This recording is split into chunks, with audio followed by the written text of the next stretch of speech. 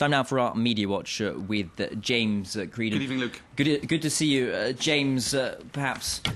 obviously, we have to be talking about Ukraine. That's right. It's essentially the topic on, well, if there's a number of hashtags in any case on which you can follow what's going on in Ukraine under hashtag Ukraine protests, hashtag Maidan, that is the central square, with images such as this going up online and also on news websites. Extremely striking footage, extremely almost artistically taken shots, which, as I said yesterday, some have been comparing to paintings such as Delacroix's Liberty Leading the People. You even have National Geographic doing a whole rundown of images such as that, and all of them are extremely striking, which brings me to this article in Politico magazine by Sarah Kenzier, who talks about disaster porn.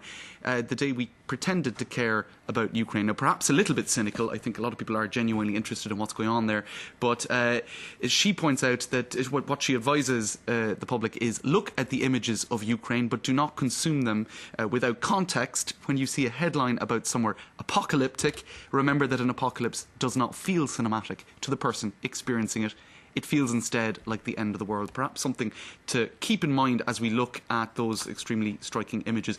But the flip side of that, Luke, is that a lot of people in Kiev are eager for those images to get out there, for the public generally to be kept informed, because that international pressure that is born out of the public being aware of this, and perhaps politicians in various countries being pressured to extend their pressure on Yanukovych.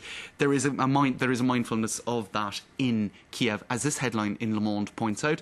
Show what Yanukovych and Putin are doing to our people. That is a quote collected by Peter Smolar, who is the envoy spécial, or the special envoy rather, of Le Monde in Kiev. So worth bearing in mind.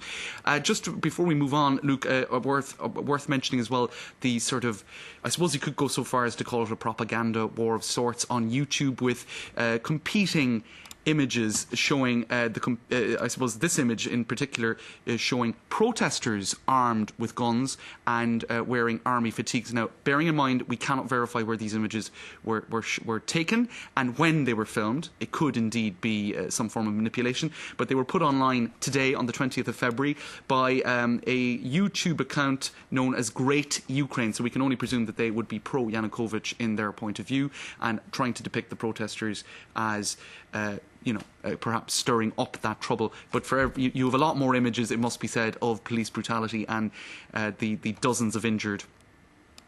Okay. One of the key elements to follow what's been going on Maidan has been the updates really from the protesters, the younger protesters, on Twitter, hasn't it? That's right, and some really very well organised in terms of the communications that are coming out from Maidan. You can see this Twitter account, for example, at Maidan, communicating mostly in Ukrainian, but they do have some tweets also in English. He was shot to death today, so really getting the message out there that there were casualties, dozens of them, and putting photos up, family photos even, to give a real sense of who these people were, that they're not just faceless numbers. A priest giving last rites to the 10 dead at Maidan Medical Centre.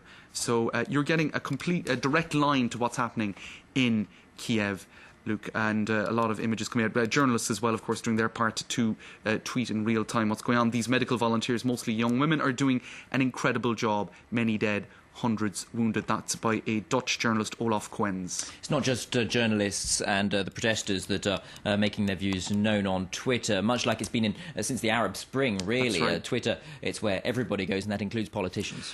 That's right, and you had a rather extraordinary series of tweets from the Polish foreign minister this afternoon, Radosław Sikorski. Now, he was one of 3 European foreign ministers in Kiev, attempting to have talks with both sides, and he tweeted this image: black smoke, detonations and gunfire around the presidential palace, meeting moved to another location, officials panicky. You were getting the sense almost of that European delegation in perhaps a brief moment of siege, or what felt like siege, at least from his point of view.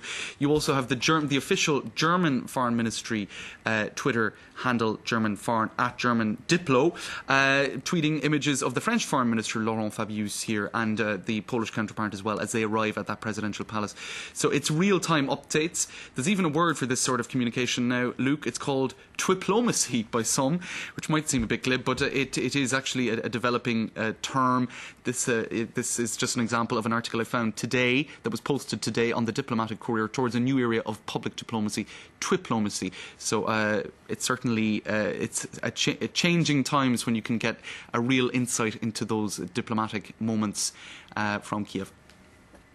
James Greedon, thank you Thanks, Luke. very much for that look at how the conflict in Kiev has been covered online and in the media.